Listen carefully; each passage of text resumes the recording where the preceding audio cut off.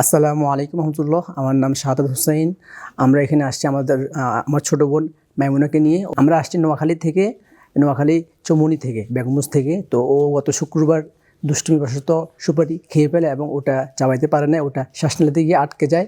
পরে ও দীর্ঘ 3 দিন খুব কষ্টে ছিল। আমরা নোয়াখালী চৌমুহনীতে একটা লোকাল হসপিটালে দেখিয়েছিলাম, ওখানে 3 দিন ভর্তি ছিল।